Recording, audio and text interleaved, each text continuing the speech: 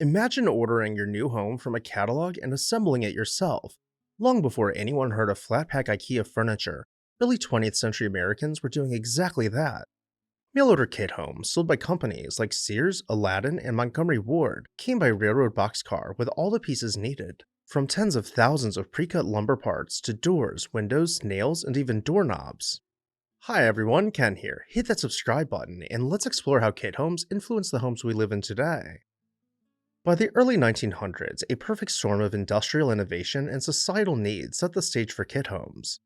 The expansion of railroads and the advent of assembly line manufacturing transformed how buildings were made, enabling factories to mass produce house parts and ship them nationwide.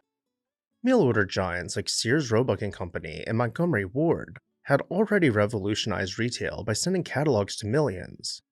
It was only a matter of time before they and others realized they could sell entire houses by mail. The Aladdin Company of Bay City, Michigan was first out the gate. In 1906, brothers William and Otto Sovereign, inspired by a mail order boat kit business, offered the first Readi-Cut houses through mail order. Aladdin's early success proved the concept viable. 2 years later, in 1908, Sears issued its first Modern Homes catalog with 44 house designs, leveraging its huge customer base and nationwide distribution network. Not to be left behind, Montgomery Ward published a house plans book in 1909 and launched its Wardway Homes Kit House line by 1917.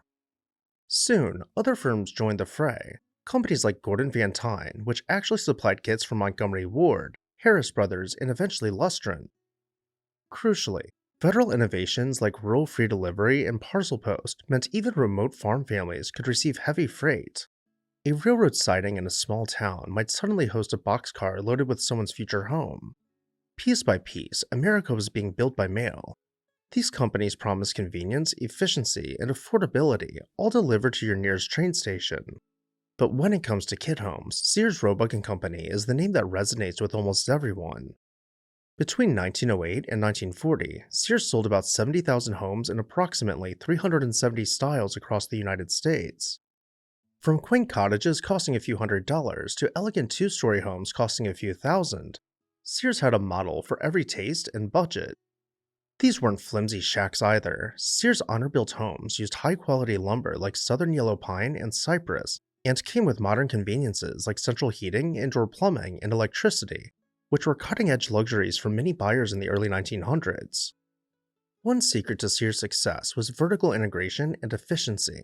The company operated its own lumber mills and factories, from Cairo, Illinois to Newark, New Jersey, to produce kit parts at low cost. Sears houses used balloon frame construction, slender 2x4 studs nailed together instead of heavy timber framing, which meant you didn't need a crew of master carpenters to raise the walls. The contents of a Sears kit were impressively complete. A kit might include 12,000 pieces of lumber, 20 plus doors, 20 plus windows, 750 pounds of nails, 27 gallons of paint, and all the hardware and millwork needed to finish the house. It was truly the ultimate DIY package, like an IKEA project on a massive scale. Sears designs also evolved with the times. They drew from the popular architectural styles of the day, including some influenced by the arts and crafts movement and even a few inspired by Frank Lloyd Wright's ideas. In fact, Wright himself dabbled in mail-order kit plans for a short time, and Sears sold homes that echoed the low-slung prairie style he championed. But Sears didn't just sell houses, it also financed them. Of course, reality wasn't always rosy. During the Great Depression, many cash-strapped owners defaulted on their Sears mortgages. Sears had extended a lot of credit, and when the economy crashed, the company was left holding $11 million in defaulted debt. Sears foreclosed on many homes, a PR nightmare that alienated customers, and by 1934, Sears quit the mortgage business entirely. Home sales slowed in the 1930s, and ultimately, the last Sears Modern Homes catalog was issued in 1940. Though Sears is the poster child of kit homes, it was not the only player, nor even the first. The honor of the first mail-order house company belongs to Aladdin Company, founded in 1906 in Michigan. They dubbed their product Readi-Cut houses, emphasizing that all pieces were pre-cut and ready to assemble, a huge innovation at the time. This approach was soon called the Aladdin system, applying automotive-style mass production to house building. By cutting standardized parts in the factory, Aladdin reduced waste and cost, passing savings to customers. Aladdin enjoyed remarkable longevity. While many kit home companies folded before or during the Great Depression, Aladdin survived economic ups and downs and didn't close its doors until 1981. In its 75-year run, Aladdin sold over 75,000 homes across 49 states. For decades, Aladdin was a family run business that adapted to the times, even selling houses for industrial and military use. In 1918, at the peak of the post World War I housing boom, Aladdin sold 2,800 houses, which amounted to nearly 2% of all new U.S. homes that year. Their bungalows, cottages, and four-square houses were especially popular with working and middle-class families. Modest one-story cottages were best sellers as vacation cabins or workforce housing, while comfortable bungalows appealed to the new rising middle class. Prices were appealing too. In the mid-1910s, an average Aladdin home kit cost $600 to $900, about $16,000 to $24,000 in today's dollars, an attainable sum for many blue-collar workers. Another major kit home supplier was Montgomery Ward, perhaps Sears' greatest retail rival. Ward's mail-order catalog empire predated Sears, but it entered the kit home market a bit later. Ward's first housing catalog in 1909 offered blueprints and building materials, and by 1917, Ward introduced its line of Wardway Readi-Cut homes. Rather than operate its own mills, Montgomery Ward partnered with a seasoned kit home manufacturer Gordon-Van Tine, essentially outsourcing the production of the house kits. Because of this collaboration, many Wardway house designs were identical to Gordon-Van Tine's models, the same house sold under different labels. By the late 1920s, Ward claimed record kit home sales, and in 1926 they even began offering mortgages to compete with Sears. Unfortunately, that move proved fateful.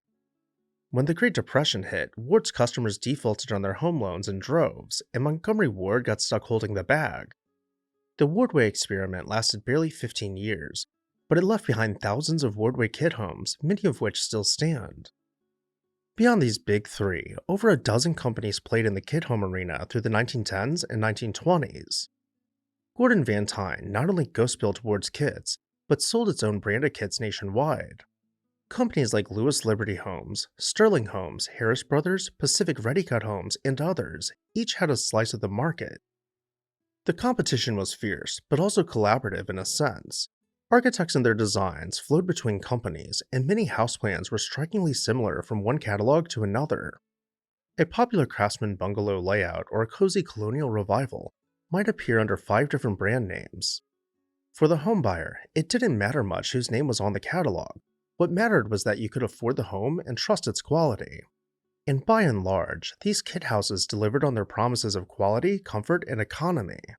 At a time when the average person still rented or lived in a multi-generational home, the availability of affordable, mail-order houses allowed millions of average Americans to become homeowners for the first time.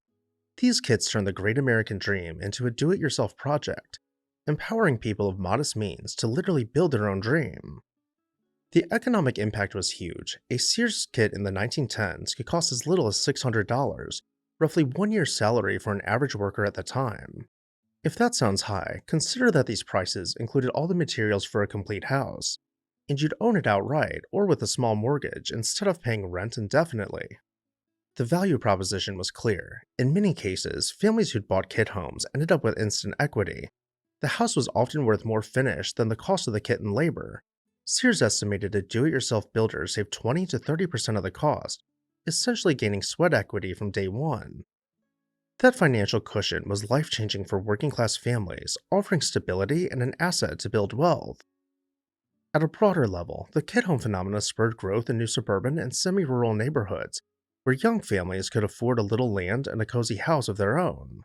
The explosion of bungalow-filled streets in the 1910s and 1920s owes a lot to mail-order homes.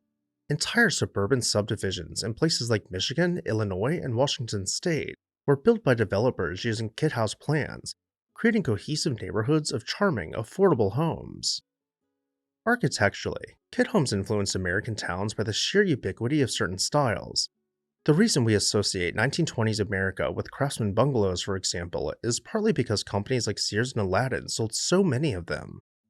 The kit home phenomena helped distribute architectural ideas swiftly across the country.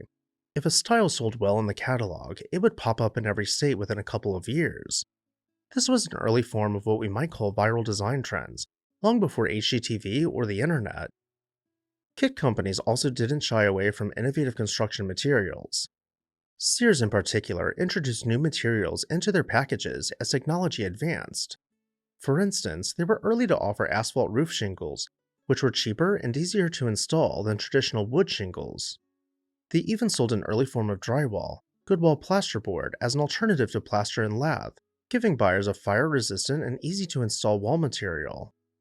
By normalizing these products through their catalogs, Kit Homes arguably sped up the adoption of these building innovations in residential construction. The legacy is the features we take for granted: asphalt shingle roofs, drywall interiors, standardized doors and windows. Taken together, the kit home movement fundamentally influenced American home building and lifestyle long beyond the years the catalogs were printed. Perhaps the most major legacy is the normalization of prefabrication and modular construction techniques. Early 20th century kit homes proved that building components could be standardized and prepared off-site without sacrificing quality. Today's home construction routinely uses pre-cut lumber, factory-made roof trusses, and modular sections, all concepts that the kit home industry either pioneered or popularized. The idea of a house as a series of parts that can be shipped and assembled efficiently and repeated hundreds of times over is at the core of modern construction. And with that, I'll turn it over to you. Let me know your thoughts on this topic down below in the comments section, and while you're there, make sure you're subscribed so you never miss an exciting episode of This House.